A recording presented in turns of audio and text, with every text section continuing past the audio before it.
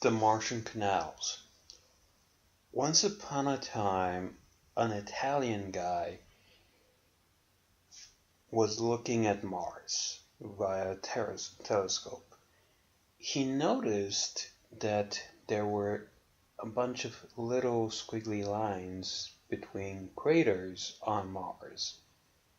Or at least it seemed like there were, because of atmospheric science and whatever, and how light behaves and things like that. He believed these little squiggly lines were natural channels in between the different craters of Mars. His work was then translated into English, and people believed that those channels were artificial channels. Now, before the 1800s, when trains ruled transport, there was the 1700s where artificial channels were favored for transferring goods around. So you dig a channel and a boat, which is much, much faster than any horse carriage or whatever, just moves faster along the water. Because people believed that artificial channels were a sign of civilization, people's ideas about Mars exploded. There was this one scientist, one British person called Lowell, who built the first out-of-city observatory, an observatory specifically designed to monitor Mars and to monitor Mars away from cities because light pollution and that sort of thing. He ended up drafting these canals down onto a map. So over years of observation, he had a pretty good map. Unfortunately, if you stare at a bright object long enough, you kind of end up seeing your own veins. Because pop culture doesn't really care at all about actual science, people essentially up to the early 60s spent their lives thinking that there was life on Mars and that this life just happened, that Mars just happened to have, essentially one guy's eye led to people thinking there was an advanced super civilization out there on a neighboring planet. So, yeah, in 1963 or 64, we actually got pictures of Mars from a probe, and there were no channels. Up until the early 60s, because pop culture didn't understand science, we ended up with War of the Worlds and John Carter of Earth, and that's why Mars is so fascinating to the average person.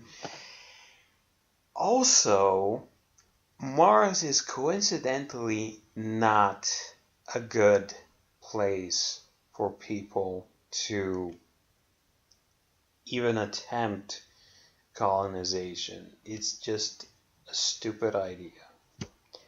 However, we do have a closer neighbor that has a nearly identical size to our planet with nearly identical gravity, with acid rain and exceptional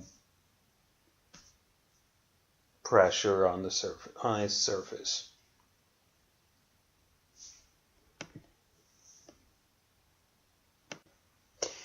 If we were to colonize any planet, Venus would be the planet to colonize. Venus has exceptionally dense atmosphere, but we do have nuclear warheads and satellite technology and whatever. Modern NASA tech allows us to have chips in space which are more durable.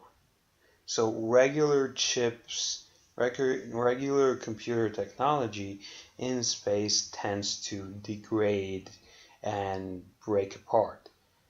Modern NASA engineering is working on a solution to that, and if we were to set up a large enough space station, or a large enough complex, a large enough base on the moon or in orbit around our planet, we could potentially double the number of satellites and probes we have outside of the Earth every year and a half or 2 years or whatever the period is, because space radiation is actually really good for generating power. You just have to lens it to a specific point,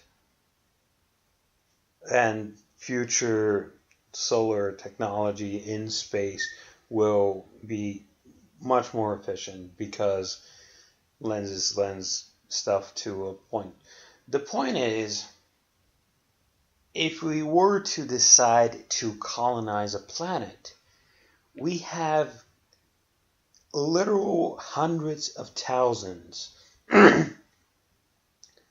of little small objects with all kinds of resources around the Oort cloud. This cloud of little meteor chunks and comets and whatever, meteor chunks around the sun, nearby our planet, or at least within a couple of years travel distance from our planet. Once we set up some sort of base that recycles old technology or old technology and all these meteor chunks, some sort of space base that can mass manufacture individual pieces of individual probes, individual satellites, which is probably what we're going to do, because launching stuff from the Earth leads to shrapnel in our immediate orbit and whatever. The point is, you essentially build a factory. A factory makes all kinds of satellite parts. The satellite parts spread around, gather resources, go back to the factory, supply the factory with new material, and the factory builds other material for a second factory. The more factories we have in space, the faster and faster we can redouble the number of factories. With literal